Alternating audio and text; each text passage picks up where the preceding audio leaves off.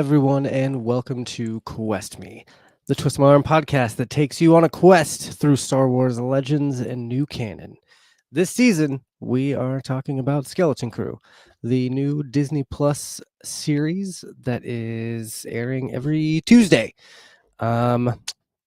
And that's about it. So my name is Josh. I am your forever host and friend of Quest Me and the Twist My Arm podcast.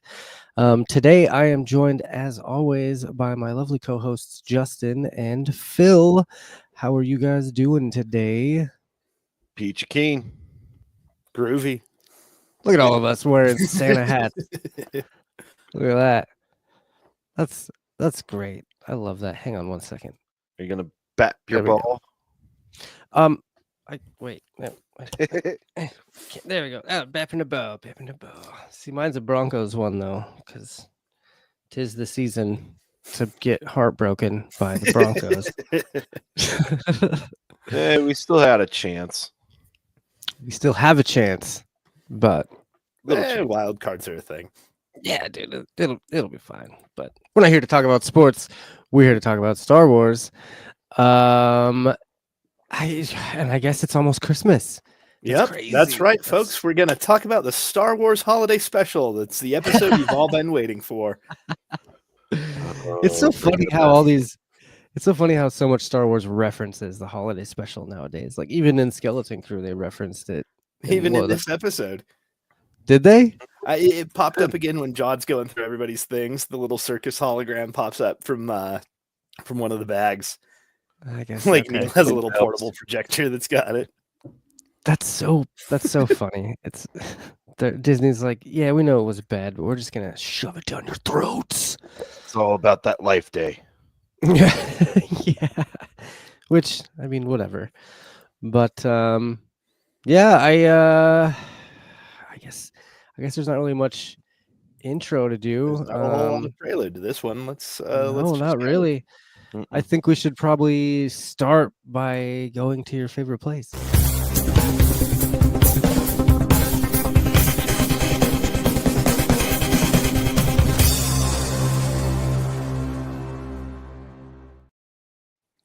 It's a Bar Far Away, the segment where Phil takes us to a bar far away and lets us know what we're drinking tonight. So, take it away. And continuing the holiday kind of spirit of this show and various other things, we're still doing mocktails because this is a family show. So tonight I have made Grogu's eggnog, inspired by our favorite little child and his love of frog eggs. This is, it's hard to tell in this light, but this is a blue eggnog. It's 6 ounces of a non-alcoholic eggnog. It's half an ounce of Rose's blueberry syrup and a little bit of blue gel food coloring mixed in to give it a little more of an intense blue. It's just a lightly fruit flavored eggnog. You get almost kind of a like a blueberry candy cane flavor out of it. And I have sprinkled some cloves on top just because. So yeah, just because it's yeah, refreshing. Relatively speaking, yeah. If you want to make a version for your favorite adult beverage fan, you can add whatever your favorite additives are for your seasonal beverages. I know I tend to do amaretto or Kahlua usually in my eggnog, but not tonight because again, this one's Grogu's. So yeah, nice. I think, Phil, this is the first drink you've made that I don't want. See, I'm not an eggnog person. It is my favorite thing about this time of year. It's just the ready availability of eggnog in the stores. See, I'm the same way. I do not like eggnog at all. Let alone raspberry eggnog. Blueberry. Yeah. Mm. But I'm sure there are plenty of people out there that really enjoy eggnog and especially enjoy eggnog during Christmas. I feel like Plus that's the the, only time that you're allowed to drink it is during it's the Christmas. only time they sell it in stores. So unless you're making it yourself, then yeah. Oh, okay. So the stores determine. That's funny. Capitalism. Yeah, that makes sense. But excellent. I think I might know some eggnog drinkers, so I'll have to spread that recipe along. Mm-hmm. I am just drinking some coffee today because I'm a very tired boy. Very tired. Yeah, you look like you're dragging. A little bit. But we're gonna get through this, especially because this episode was fairly short, and to me, it was the most filler episode of the season so far. There wasn't really a lot going on until the very end.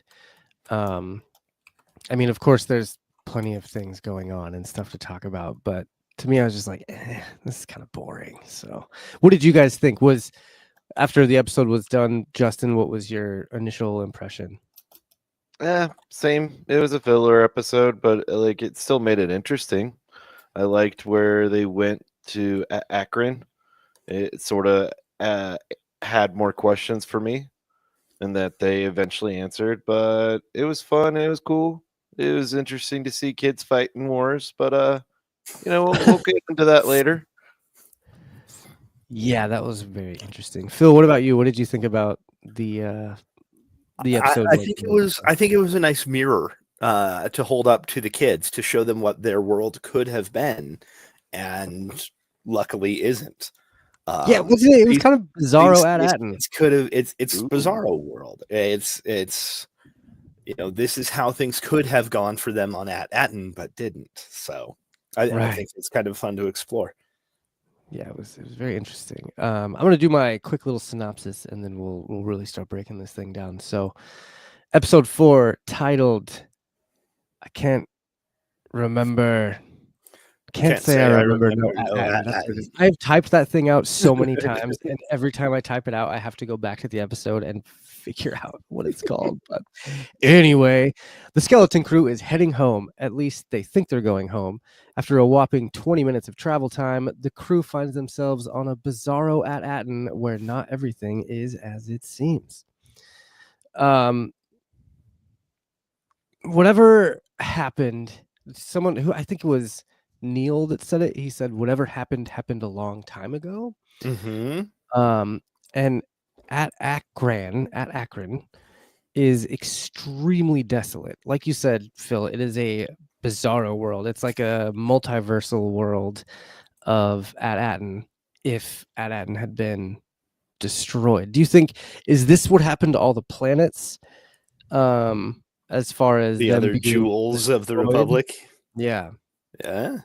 Who knows? Some might even be in worse shape. Right. Justin, do you think it's what happened if all the bees died? Okay.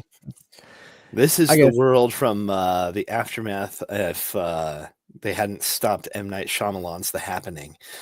Oh, nice.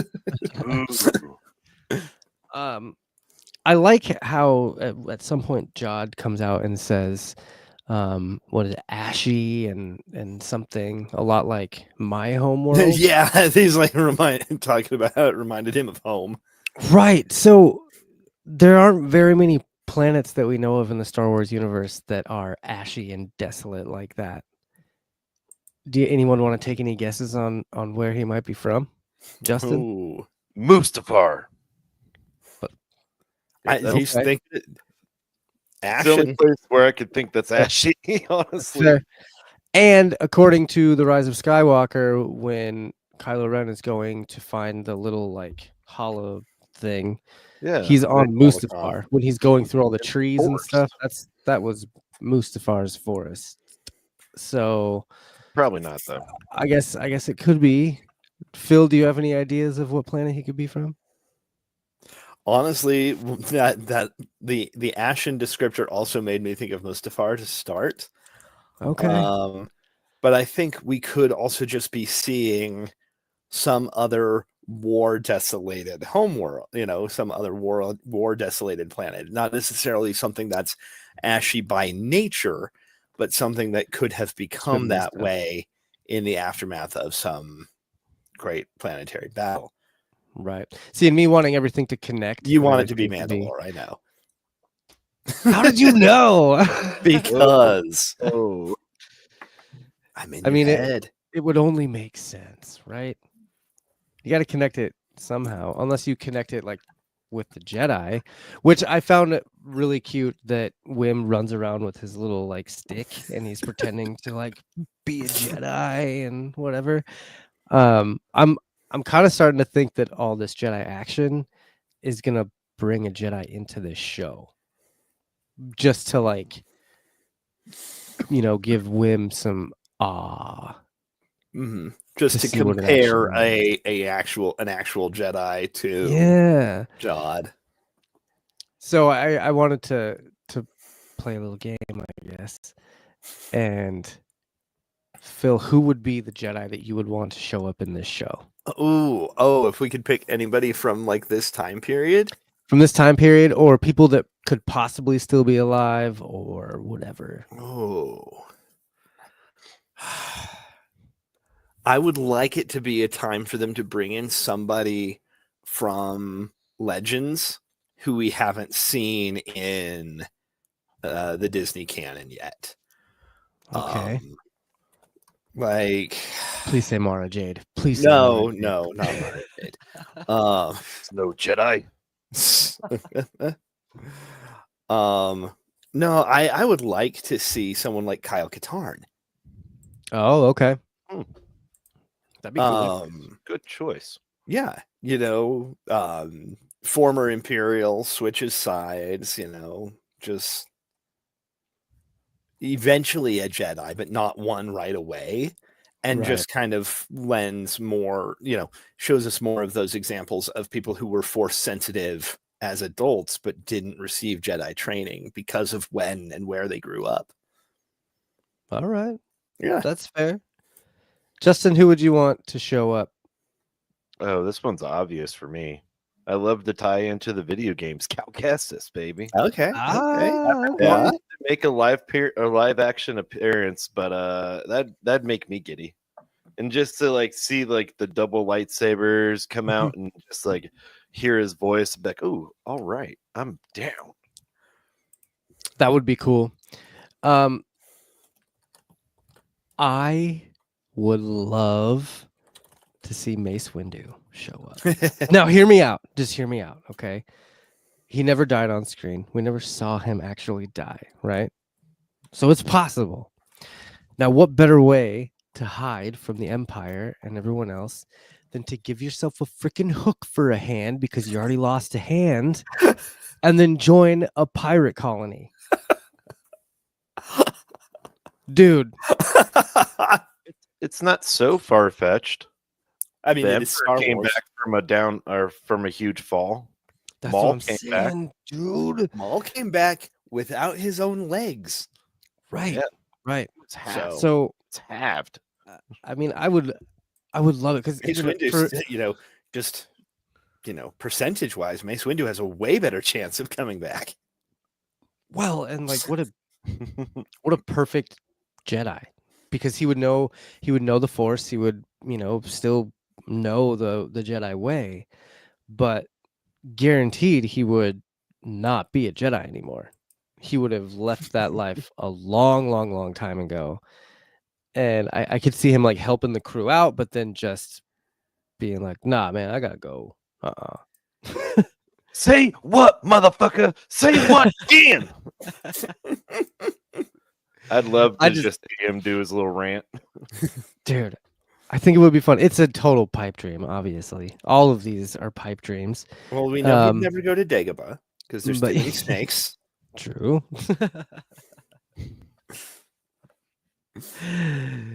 Anyway, it was just I think it'd be fun to see a Jedi come into this. If there were to be a Jedi, it's probably not. It's going to be some random Jedi that we've never even heard of before. And it'll be their way to introduce a new character. So it'd still be fun, though. Excuse me. Let's see, where are we at? I guess so. We're doing a new segment today, so we're gonna do our Boba's Bounty as the show goes on, and I could have mentioned immediately my Boba's Bounty, which is at Akron. Just the whole planet itself. When they're first coming into at Akron is a super cool shot. I love it looks like some sort of gases on the outside of it, and maybe that's like the broken shield or something from the old days when at Akron actually had that shield. Oh yeah, you're Yeah, right. it definitely looks like some sort of planetary defense system. Right, and it's all like in shambles and stuff. So it was just really cool to see the outside of at Akron, and then when you get into like on the ground floor of it, it's just so much fun to see this like Planet of the Apes kind of thing where these kids all think they're back home because it's so similar to Attin, but then they're like, "Oh my god, what have they done?" And then come to find out, it's not that. So, my Boba's Bounty is definitely at Akron, just the planet itself. So, wanted to mention that before we moved on. So I named this episode "What Flag Do You Fly?" for obvious reasons. I mean, they asked it, I think, 3 times in this? Yeah, somewhere around there. Every time they meet someone new. Yeah, I think it was 3 times. But it seemed very similar to "What Master Do You Serve?" from Avengers: Infinity War. Yeah. And I watched the episode, 3 times, and every time he said it, I'd just giggle a little bit. What am I supposed to say, Jesus? But I was like, when the first kid arrived, when Hannah showed up, I was kind of a little worried that they were gonna just go way, way down the kid path, where it was like every single new character was a child. Did you guys get that feeling at all, where you're like, oh god, this, like for a split second, I was like, this is all I kids. did have a brief moment where my thought wasn't, Planet of the Apes, but Lord of the Flies, where Oh, we've just got Yep. Up until the enemy patrol came through, and then it's like, oh no, they're at least all adults. So yeah. And I think that was about the time that I was like, okay, so this is just a weird where at kids least one versus side adults is thing. utilizing Yep. child soldiers, but hey. Yeah, and so is the side that's using child soldiers the bad side? Because I feel like it's kind of not very, good of them. I would say they're the losing side because they have to use all their resources, I guess. Even 8-year-olds. Yeah. Yeah, I mean, and who's this dude? What was his name? What was that guy's name? Because he just, I get like real bad vibes from General Strix. Oh is yeah, his name. from Hannah's dad. Yeah, Chomo vibes, right? Chomo. I mean, Predator. yeah, Predator. Let's say Predator vibes. He seems to have some skewed priorities. Yes, I think part of that is, due to his child, having to watch his child also fight in this war for whatever reason. Yeah, I think it might, desensitize you to a lot of other potential issues. So, and that's the other thing. Like, what is this war all about? Like, there's nothing to fight over on this planet. yes, there is. For cattle. Oh, well, real quick, because we've already mentioned her, my Boba's Bounty for this episode is Hannah. She's a badass, by necessity, unfortunately. But she also seems to have a lot of hope that things could potentially go differently for them in the future. Like, she seems fairly optimistic despite being, in the middle of this post-apocalyptic scenario. So Yeah. And who she was played by Halla Finley? No yes. idea. She's got to be a newer actress, I would assume. She is a kid. She was in the newest Venom movie. Oh, I still haven't seen that yet, so that makes Yeah. sense. But yeah, Yeah, she was. she does. She's one of the symbiotes. She's Echo. Oh, okay, okay. Yeah. She was really good though. I liked her character. I liked how she was just like you said. She was holding out hope for something bigger. But I feel like she's on the wrong side. Maybe I don't know. Maybe it's just me, but I mean, I just don't like that guy. I feel like every kid has that inclination of hope and peace until it's broken when they turn into an adult and they're desolate. Yeah, that's fair. I don't know. It's a very strange dynamic on this planet because you have what seems to be a resistance, viva la resistance, but it's just all kids. It's like the Yeah. South Park resistance. I hate guard dogs. Like, I just don't. I don't understand, and maybe we'll learn more because they didn't leave the planet at the end of this episode. So maybe we'll learn a little bit more about what's going on there. But But yeah, it does where kind are of we seem at like here? they're fighting over nothing until Yeah, the livestock comes into play. yeah, which is funny because those are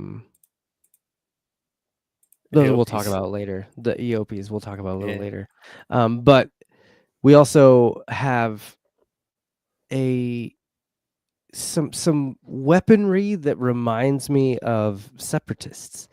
So in a way, like, could this be like the remnants of the separatists on this planet? Like, did they maybe choose the wrong side during the Clone Wars, and that's why they got messed up? Or is it just that multiple forces were fighting over one of the jewels of the Republic, and weaponry and whatnot from both sides end up just being left behind? Yeah, that could be too. Because Could the be. Gatling gun was definitely a clone weapon. The Gatling gun. Which The, Gatling gun? The one that the turns up and falls on his ass. the blaster Oh, that right. Wim Right. tries to fire. Yeah, Right. no, that definitely had some hallmarks of clone weaponry. Yeah, there's kind of a lot of Clone Wars callbacks in this series. We had the battle droid, we got the tanks, we got Did the we weapon. win? Yeah. I think even the turbo laser looks like it could be from Clone Wars era. That giant turbo laser that they bust out. Big old Oh. planetary defense gun. They're like the Hottans or whatever. What Hottans? The hotties. They won't attack us because we got this turbo laser here. It's like this 10-year-old is just manning a turbo laser. What? It's a little interesting. Yeah. But I have a feeling that turbo laser is going to come into play in the next episode some way, somehow. Do you think General, what's his name? General Strix is actually Hana's dad?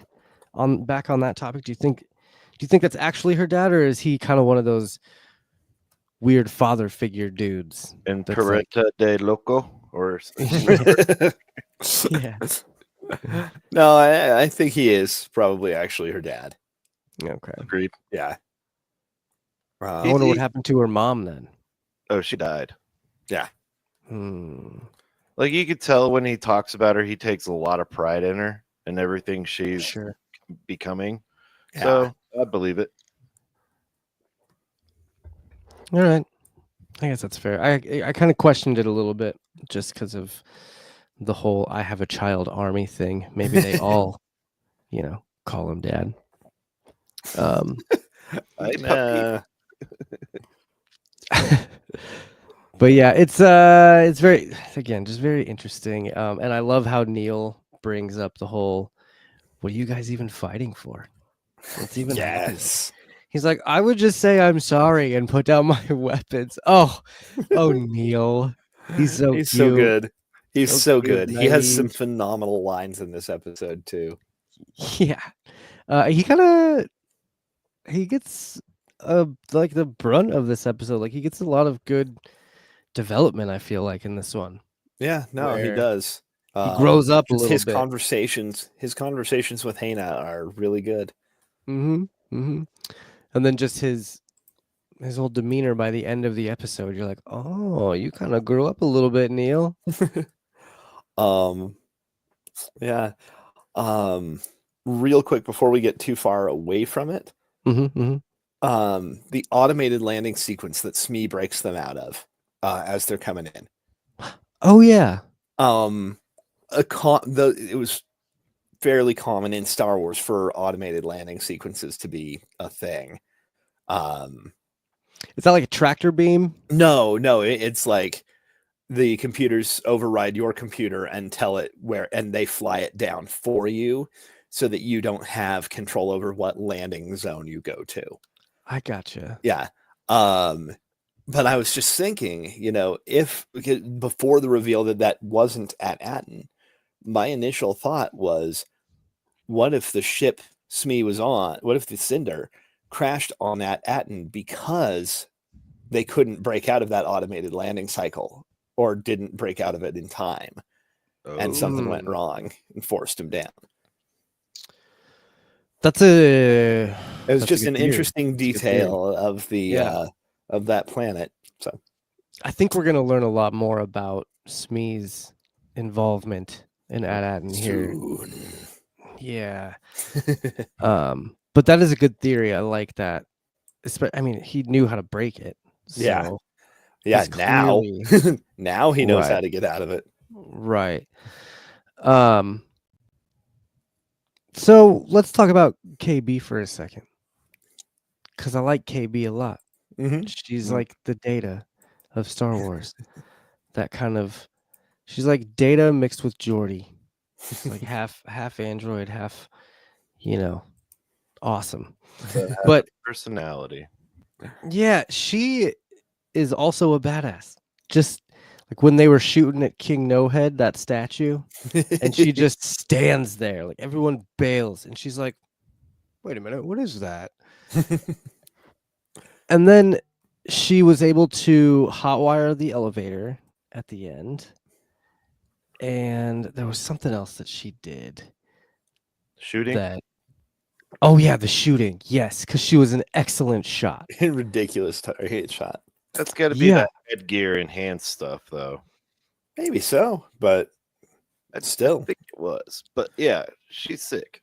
Do you think she's gonna have a bigger role in these things? Like, I feel like I think this was Neil's spotlight episode a little bit. Okay. So I think we'll get a little bit more. We got more of Fern toward the end of this one too, but sure. I'm just thinking like she's got some powers, I think, or she's a little more powerful than we're led to believe. And I think that could go against the crew eventually. Like if someone could hack into her system somehow, or if like the parents are able to track her, or if Attin's able to track her somehow, it could become a problem.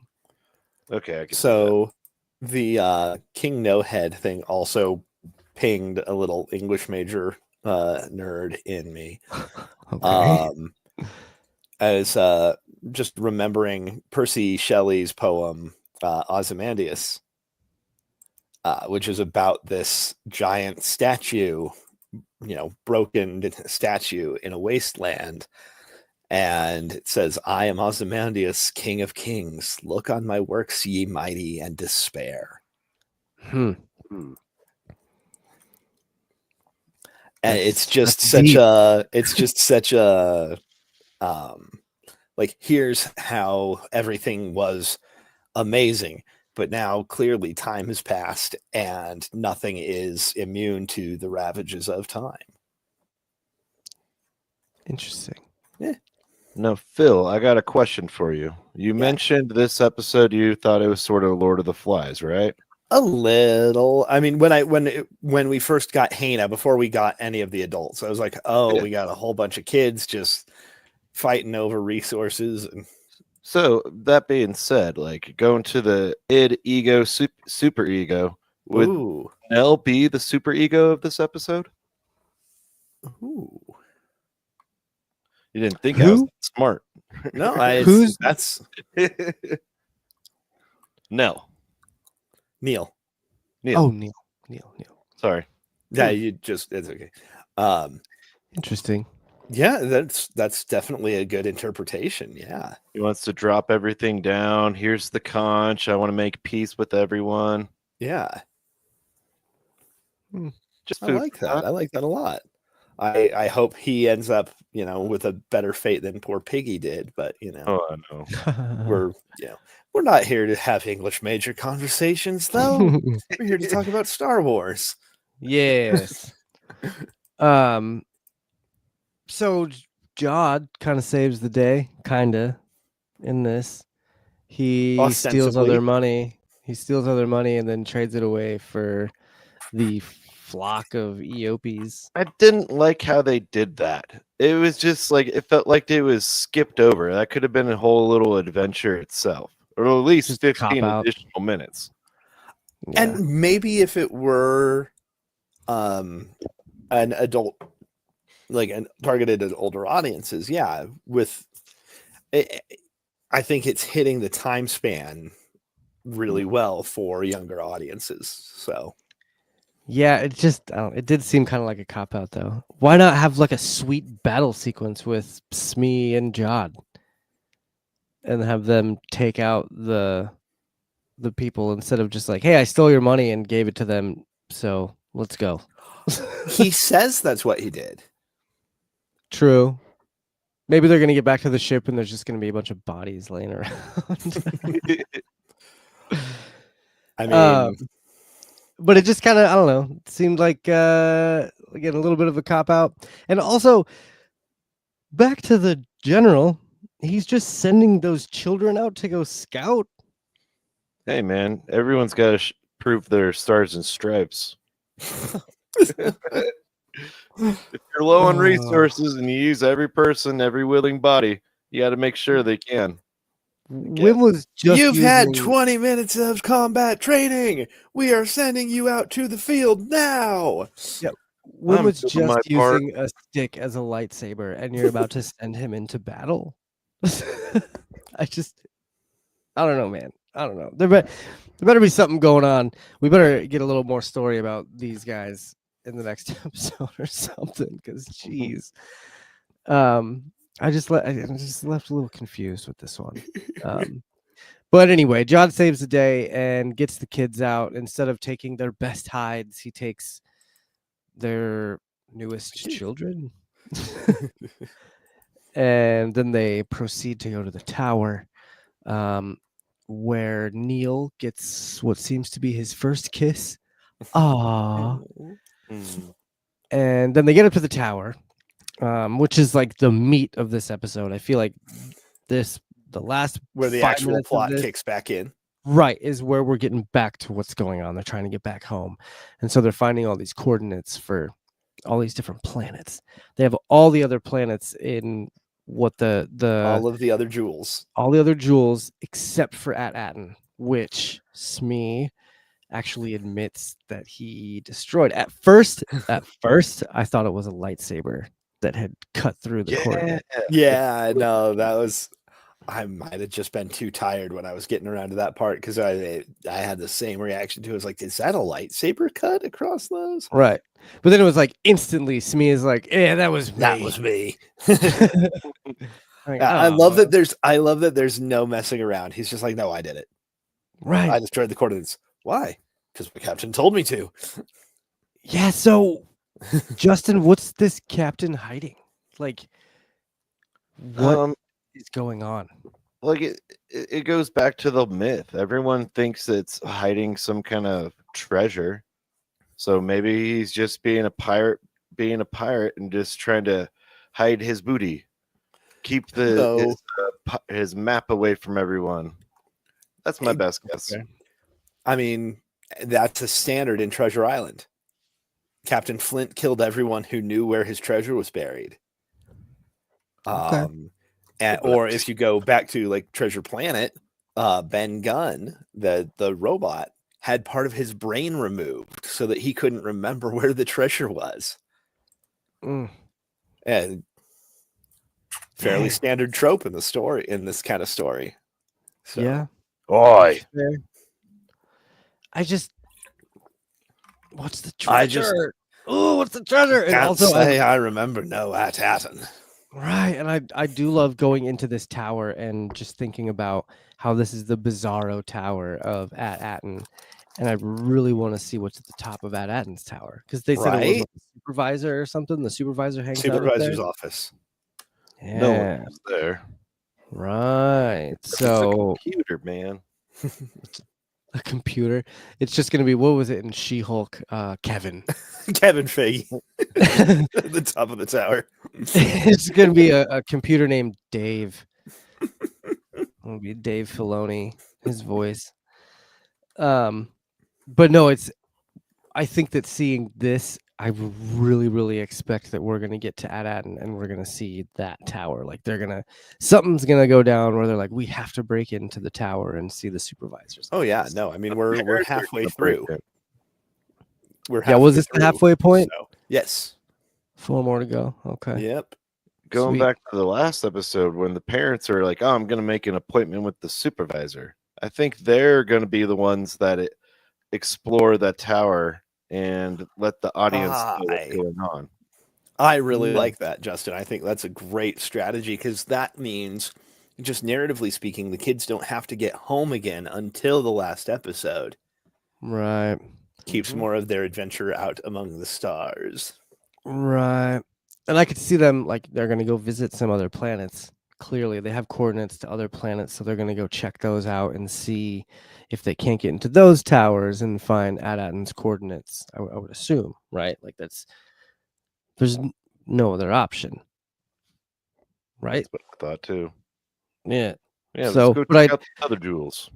Yeah, I like the idea of both of these stories running parallel, and we're learning about, what's actually happening on Attin while the kids are still just trying to get home.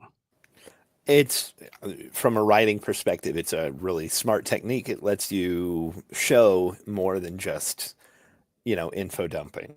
It's letting you reveal all of the information in a way more organic kind of way. Right. And it's a much different style than the Acolyte.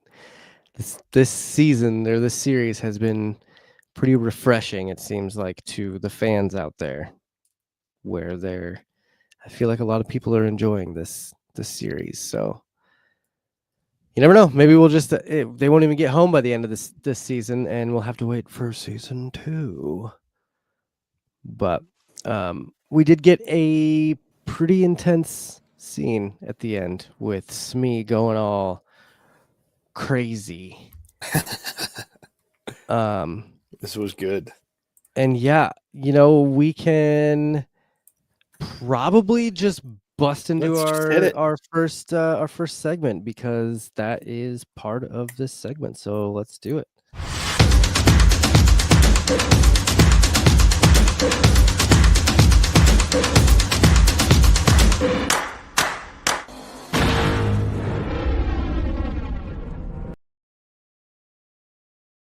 That's right. It's the Starlight Killer scene where we talk about our favorite still shot of each episode. And on the topic of Smee going crazy, Phil's shot comes in at the 31-minute and 22-second mark, where Smee goes crazy.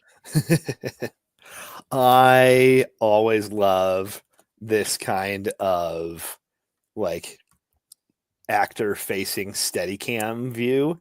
It's such a kind of disorienting thing, because like the motion capture is very clearly being done by the person wearing the camera. It's an intense, just like it's the first time we've seen a shot like this in this series, so it's very jarring compared to the rest of the sequences.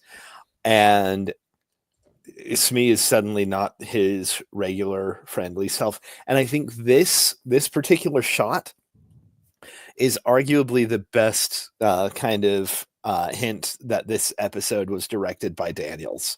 I think this is one of the closest bits to just some of their signature style starting to show through. And they're the ones that did everything everything everywhere all at once, and Swiss Army Man. Right. Okay. Yeah. Justin, this was also your Boba's bounty. Yeah. The Smee alt form. I like how he just flipped. Well, it's all after Fern tried to override his memory, like Rosie the robot, her house. Oh, yeah. And Rosie, is that a Jetsons reference? that is. Brought it back. Oh, I love it. After Fern tried to override, it literally was like 180. Like he recognizes her as a captain, but he flips out. His original orders override it, and he wants to pull them apart. And I just thought it was cool to see. I do think he really does see her as captain, though. Obviously, but he still has a previous standing order. Oh, okay. I guess that makes sense. So there's got to be a way that she can reverse that original standing order, right? They turned them up. That's how they reversed it. I guess that's true. And I related. I saw some people complaining about the off switch being something so easy to hit on a droid. But it's always been easy to hit, though. That's the thing. In Legends canon, Han Solo would turn 3PO off all the time. He'd just like walk up behind him and just bloop, and he just falls because he kept talking. And so he'd just be like, "No, we're done." Huh. So that seems like a real weird thing to complain about. I do think that Jod was probably the only one there who could have managed that in the middle of Smee's rampage. Yes, but right, he was at the right height that for we it. have. I think we have precedent for just the quick deactivation of a standard droid. Yeah. Now we don't see it happening with battle droids, but they're built for combat. Right. You're probably not building them with the really easy to activate on and off switch. Yeah. Probably putting that on the ship, on the mothership, if you will. Exactly. They were all remote controlled. Yeah. But excellent pick both for your shot of the show and your Starlight Killer scene and your Boba's Bounty, Justin. Your Starlight Killer scene, speaking of that, Justin, comes in at the 18-minute and 25-second mark. Go ahead and tell us about this scene.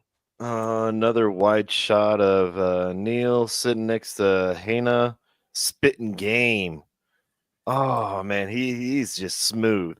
Well, honestly, he's just talking about what he would do personally, and Hana's taking that in and trying to say like, yeah, I want the peace, but I don't know how to get there. But a few seconds into this, you just see Neil just scoot on over. And I thought that was adorable. I really did. But like young romance, that's what I saw in this one. And I love that she gave him the line, "Your weakness makes you kind." Not that it wasn't the other way around. It's not that kindness makes him weak. Right.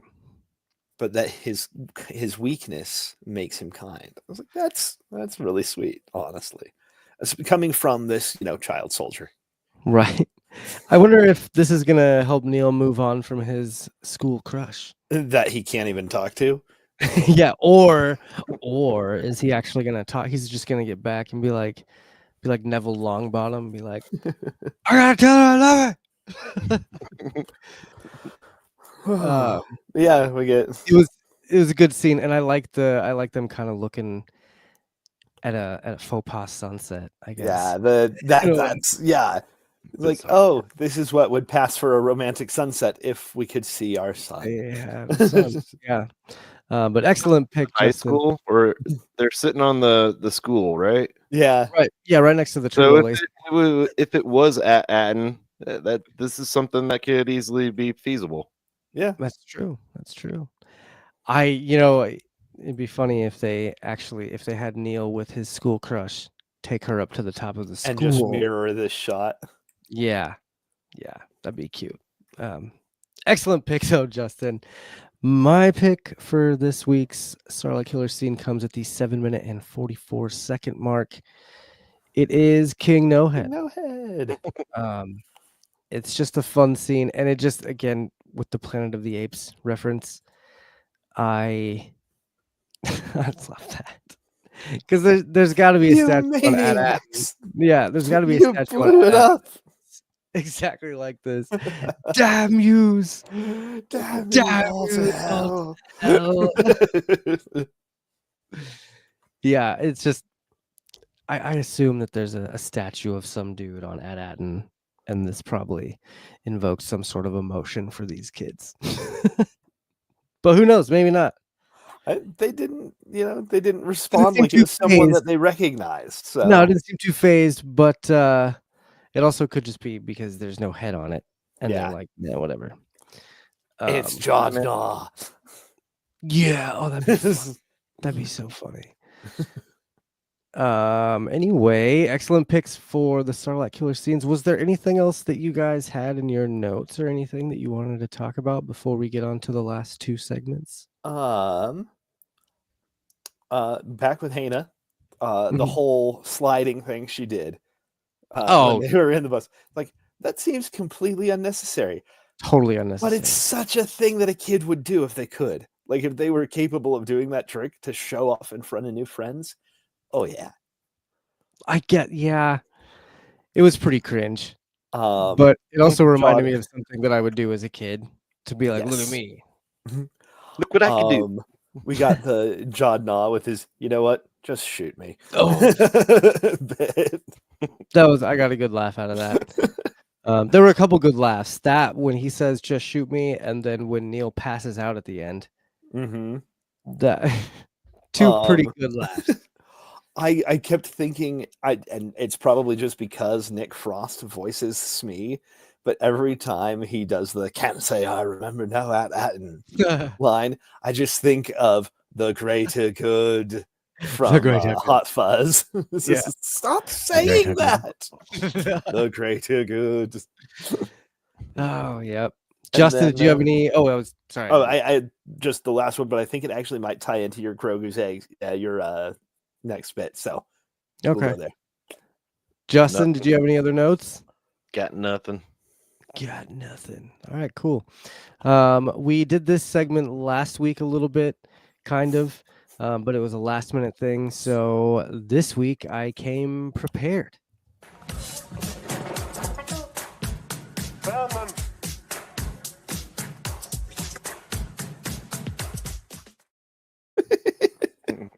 It's Oh, Grogu I miss eggs. that little guy. Me too.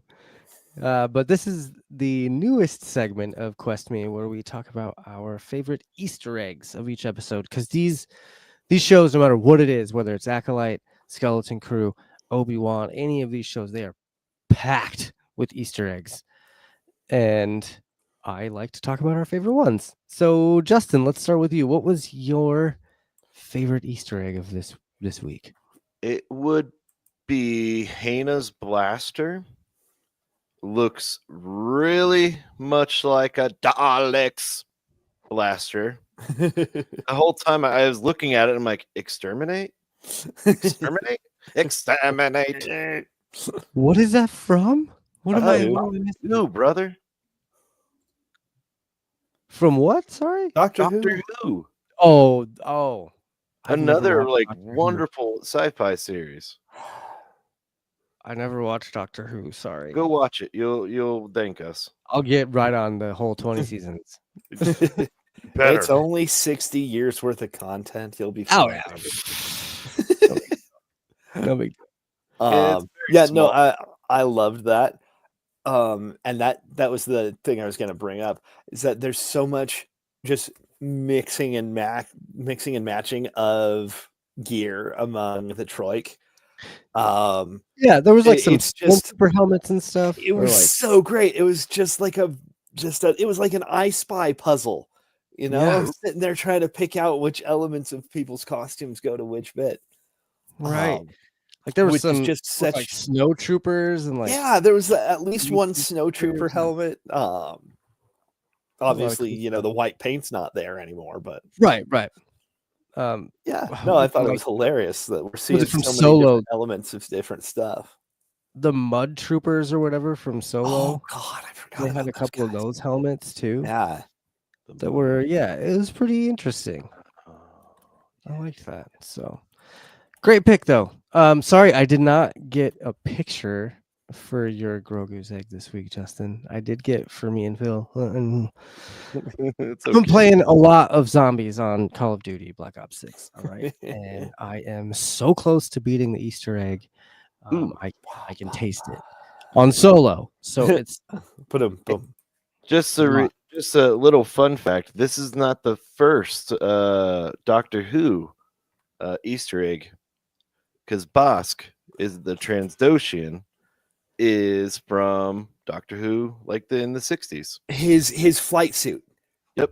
Yeah, Bosk's. Yeah, it was a lot of set stuff and studio stuff getting reused in London at the time. And Bosk, in his scene in Empire, where he's on the deck of the Star Destroyer, and Vader's talking to all the line of bounty hunters. Bosk is wearing a flight suit that was worn by a character in an episode of Doctor Who. Interesting. Yeah. Mm-hmm. And that's something again that I would have never known. Never guessed. Because that's just I'd never watched Doctor Who. So that's what you're talking Because about? you are uncultured. Yep. Wow. Yeah. Interesting. Okay. Yeah. Well, Anyway, great pick, Justin, onward. for your first Grogu egg. Phil, we're gonna go on to yours, which was an awesome pick as well. Tell us about this. Hey, tanks.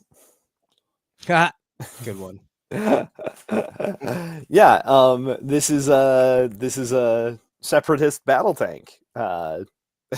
We saw these all over in the prequel trilogy and in Clone Wars.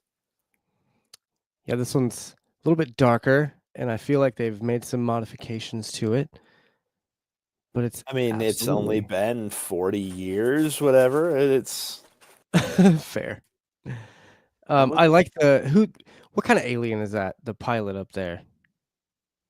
Did we lose Phil? Hammerhead? Oh, it looks like an Athorian. Oh no. Athorian, that's what it definitely looks like an Athorian sitting up there. That's pretty fun. But it also kind of goes to show that these planets probably are connected because Attin also had similar creatures on their planet.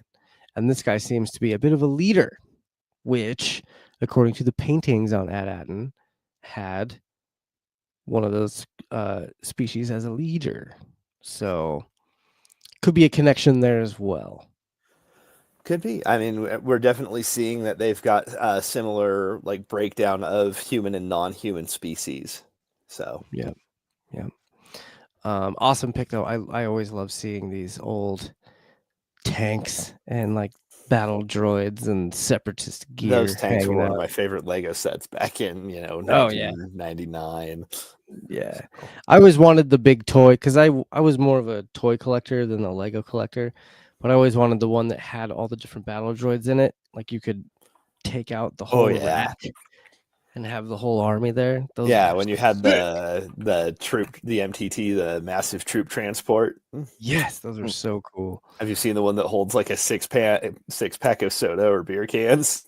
No, but I must have it. I thought it was like some a movie promo. Yeah. Huh. That's really cool. My pick for my Grogu egg this week is kind of in the same shot, but it's the Eopes, the animals that were in episode 1, The Phantom Menace, the ones that farted in Jar Jar's face. That Qui-Gon and Obi-Wan rode around. Yes. I don't know. I love their noises. They remind me of a Jurassic Park dinosaur a lot. Gallimimus. Yeah. whatever. But I always like these creatures, and especially like when I was a kid, and Jar Jar's working on the pod racer, and the EOP just takes a massive dump right in front of Jar Jar. It's just so good.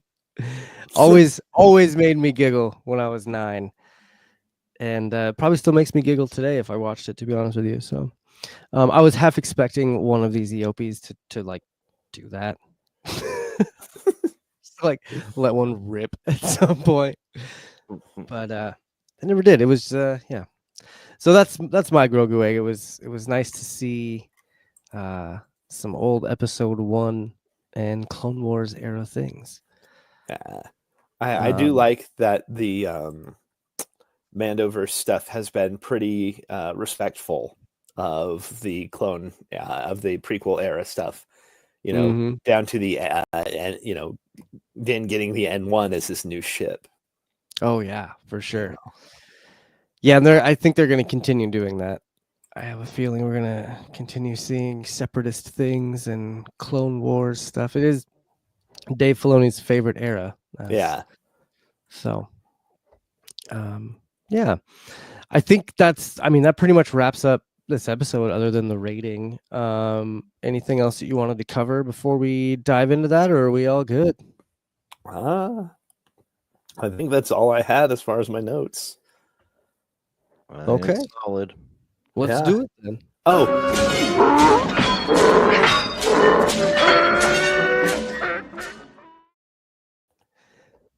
I pulled the trigger too early. That's all good. What were you going to say? Just the babysitting sequence. Oh, just initiating babysitting sequence. Don't make me count. Come on, baby. Ratings. Get in the ship, baby.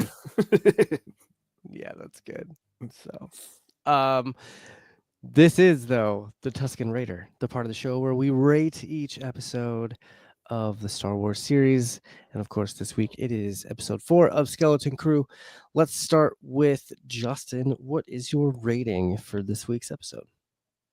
Oh man, honestly, I liked it. Didn't have much plot, like you said. It was a filler, but it tied it all in at the end. It was exciting, but yet it wasn't. I'd go like a 6. Okay. Yeah, do a 6. 6 it is. Phil, what's your rating for this week? I'm feeling a lot the same way, Justin. I think there were some bits in there that pulled it a little higher for me, so I'm going to call it a 7. But yeah, it was not bad by any means. But it did feel a little filler-y for most of the episode, basically until we got to the tower. We got some good character development out of it, though, and got to, wander around on a cool, disaster planet. So, right. Yeah, I'll call it a 7. All right, that's fair. I am also going to call it a 6 because for all the reasons that you said, Justin, and again, it's not a bad episode by any means. I just wasn't. By the 3rd time I watched the episode, I was like, ugh. Well, I know everything that happens, so.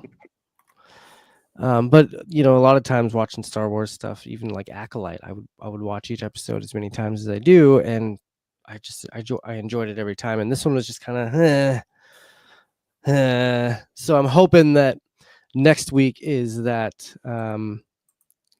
that normal episode 5 where things just pop off and it starts to get nuts. Hoping that this was just kind of a build up for that. Yeah. And yeah. So that's gonna put this episode for us at a 6.5 collectively, which is one of the lower ratings that we've had for Star Wars. But that's okay. Not everything has to be perfect. Not everything is perfect. So that's gonna do it for us, I think. Wow, what a quick episode. That's how the episode is a filler when our podcast episode only goes for an hour. because clearly, like, when it's a top notch, like just all the action and all the fun stuff, we're talking for like an hour and a half, almost 2 hours sometimes. Easily. So yeah, that's how you know. That's Yep. how you know. But I want to thank everyone for hanging out. I know not a lot of people hanging out today. It is the holidays, and I totally understand. It gets a little nuts around this time, and yeah. But thanks to all the listeners and people that do watch us on the YouTubes and Facebooks. We do this every Sunday at 9 Central, 8 Mountain. So if you're listening on Spotify or iTunes, come in on a Sunday and hang out with us. Give us your thoughts. We always love hearing from you. You can also follow us on all the social medias, but you'll see that in the closing video and also in the show notes. You can go click on all of those links. That's also where you will find the Bar Far Away recipe that Phil makes up every single week. You can go back to previous episodes and find all the past recipes as well. So always a good time. But that's gonna do it for us. So once again, thank you all for hanging out. I have been your host. Justin. I'm Phil. And of course, my name is Josh. We're going to talk at you next week. May the force be with you.